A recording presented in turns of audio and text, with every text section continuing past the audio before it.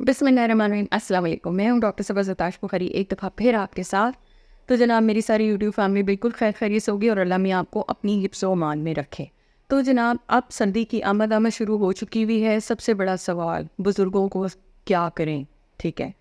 उनकी हेल्थ, उनकी फीडिंग, उनको कैसे रखना है, आज हम सारा इस पे बात करेंगे। तो जनाब वीडियो को जो है वो एंड तक लाज़मी देखिएगा, चैनल को लाइक शेयर एंड सब्सक्राइब कर दीजिएगा। तो चलें जनाब चलते हैं हम अपने फर्स्ट सेगमेंट की तरफ कि जनाब बुज़ुर्गों को सबसे पहली चीज़ तो ये कि टू स्टार्ट विद क्या करना है। अच्छा, सर्दी अभी आ रही है, ठीक है, तो यहाँ से मेन चीज़ जो है वो शुरू होती है। सबसे पहली चीज़ है उनके कपड़े आपने चूज़ करने हैं। वो कपड़े सॉफ्ट हो, गर्म हो, ठीक है, और उनके लिए वेदर फ्रेंडली हो, ठीक है।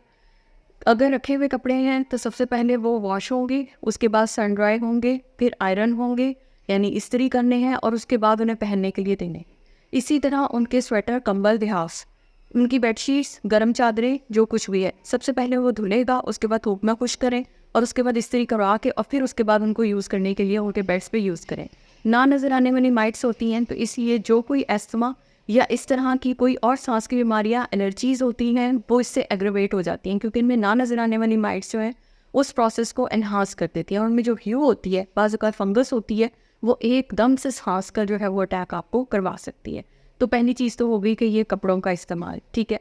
दूसरी चीज़ जो है इसके साथ ये कि जो है हमारे पेरेंट्स में या बुज़ुर्गों में, इनमें सर्दियों में यूटीआई का एलिमेंट थोड़ा सा बढ़ जाता है, ठीक है, यानी यूरिनरी ट्रैक्ट इन्फेक्शन जो है वो बढ़ जाती है, पेशाब की इन्फेक्शन बढ़ जाती है। इसलिए क्योंकि कपड़े मोटे होते हैं, मोटों के ऊपर जो है वो आप अगर वॉशरूम से होकर आते हैं तो कपड़े गीले रहते हैं, और वो गीले कपड़े अभी इतनी देर में ड्राई नहीं होते, क्योंकि बाज़ औक़ात जो है वो धूप नहीं होती, हम हवा का तो खैर सवाल इतना नहीं होता, तो वो कपड़े टाँगों के दरमियान होते हैं, तो वो वहाँ से गीले रहते हैं, जिसकी वजह से यूरिन में इन्फेक्शन के चांसेस बहुत बढ़ जाते हैं।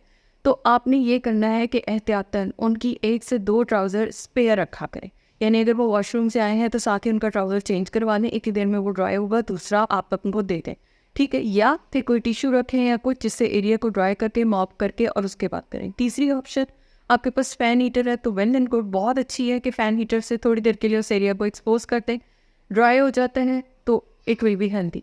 उसके बाद आ जाती है स्किन क्रैक्स, जो कि बुज़ुर्गों की स्किन चूँकि बहुत फ्रेजाइल होती है, बहुत ज़्यादा जल्दी क्रैक्स आते हैं और उसके बाद इन्फेक्शंस बढ़ जाती हैं। तो आपने सिंपल रोज़ वाटर और ग्लिसरीन दोनों को इक्वल अमाउंट में स्प्रे बना के रखना है, और जब भी वो कोई पानी से हाथ धोते हैं, साबुन से हाथ धोते हैं, या वैसे बैठे हुए सारे काम अब उन्होंने कर लिए हैं, वो वैसे बैठे हुए थोड़ी देर के लिए स्प्रे उनके हाथ पे करें, उनको कहें जी इसको मल लें और उसके बाद जो है उसको ड्राई होने दें, ठीक है। इससे उनकी स्किन मॉइस्ट रहेगी, हाइड्रेशन रिटेन रहेगी और क्रैक्स जो है वो बिल्कुल नहीं आएंगे। अब आते हैं न्यूट्रिशन की तरफ कि खाने में क्या देना है। मुर्गी, मछली, अंडा, गोश्त, ठीक है, ये तमाम चीज़ें हैं। उसके बाद जो है नट्स का इस्तेमाल, बुज़ुर्गों में चूँकि दांतों का मसला होता है, ईट एंचुलस होते हैं, दांत नहीं इस्तेमाल करते या वो निगलने की साबुत कोशिश करते हैं, उस सूरत में आपने ये करना है कि ये नट्स आपके जो हैं इस तरह है, मैं आपको पहले दिखा दूँ, ये मुट्ठी में जितने नट्स आते हैं ये एक बंदे की रिक्वायरमेंट होती है। इन नट्स में कुछ भी है, आपने इनको या तो पाउडर फॉर्म में कर लीजिए, ठीक है। अगर किशमिश है, इस किस्म की चीज़ें हैं, इंजीर है, तो फिर वो पेस्ट फॉर्म में आएंगे, ठीक है। इनमें से कोई भी फॉर्म आप करना चाहें और आप देना चाहें तो फिर आप ये वाले नट्स जो हैं इनको किसी चीज़ में मिक्स करके दे सकते हैं, जैसे कि आप इनको जो है दूध में मिक्स करके दे सकते हैं। आप अगर उनका सिंपल ही जो है वो ओट्स मील बना रहे हैं तो आप उसमें डाल के दे सकते हैं। तो उनकी नट्स की इसमें जिंक, सेलेनियम, कैल्शियम, मैग्नीशियम, इनकी रिक्वायरमेंट्स इसमें पूरी हो जाएंगी। अब आते हैं आयरन सप्लीमेंट्स की तरफ, जो कि बुज़ुर्गों को सर्दियों में ज़रा ज़्यादा चाहिए होते हैं। तो उसमें जो हमारे पास इस वक्त अवेलेबल होगा वो होगा गाजर, चुकंदर और उसके साथ एप्पल। तीनों का एक जो है आप बेशक एक एक फ्रूट ले लें, उसका जूस एक्सट्रैक्ट करें रूम टेम्परेचर पे, जो है वो किसी भी टाइम डे टाइम में आराम से उनको धूप में दे दें। फ्रूट्स क्या खा सकते हैं जी, फ्रूट्स में सारे फ्रूट्स खा सकते हैं, सिर्फ ठंडे और खट्टे ना हो, फ्रिज के रखे हुए ना हो।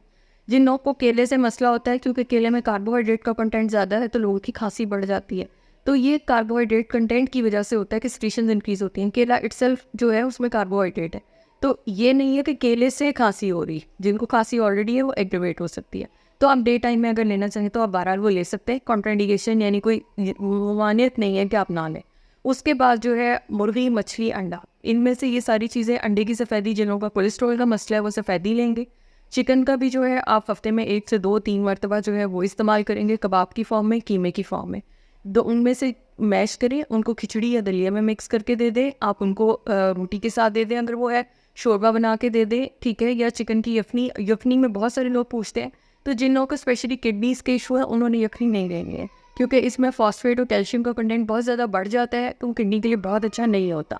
तो इन चीज़ों का आपने ध्यान करना है। उसके अलावा एकदम सर्दी से गर्मी और गर्मी से सर्दी नहीं करनी। अगर आप गाड़ी में कहीं उनको ट्रैवल करवा रहे हैं, घर आने से कोई 10 मिनट पहले एसी को बंद कीजिए, उनको रूम टेम्परेचर पे हो लेने दीजिए। बिल्कुल किसी ऐसी जगह पे रोकिए जहाँ पे उनका निर्ना ये जो इतना हिस्सा है इसको मास्क से कवर कीजिए और फिर उनको रूम में ट्रांसफ़र कीजिए। बेहतर ये है कि जहाँ पे रूम एकदम गर्मी में ना जाए, ठीक है, उसके साथ कोई मॉडरेट किस्म का टेम्परेचर का रूम हो जहाँ पे थोड़ी देर वेट करके वो आगे चले जाए। एकदम टेम्परेचर चेंजेस सडन ना कीजिए, क्योंकि जिनका एज़मा है वो वर्स हो जाएगा। दूसरी चीज़, कमरे में अगर आपका गैस वाला हीटर या दूसरा हीटर, दो भी है, एक मिट्टी के बर्तन में पानी जो है वो लाजमी रखें, क्योंकि सिक्रीशंस ड्राई हो जाती हैं, क्रस्टिंग होती है, तो वो बुजुर्ग जिनको बलगम की बीमारी होती है उनका बलगम फंस जाता है, वो बाहर नहीं निकल पाता, उनको बहुत एक्सर्ट करना पड़ता है। शहद और नीम गर्म पानी का इस्तेमाल जो है वो लाजमी कीजिए। दरमियान में 1-2 लौंगे, इलायची और उसके साथ दालचीनी, ये आप ऐड कर सकते हैं, दे आर सेफ, ठीक है। अगर जिन लोगों को किसी भी इंग्रेडिएंट से मसला है वो कुछ ओमिट करते हैं इसमें से। ये थी सारी एहतियातें।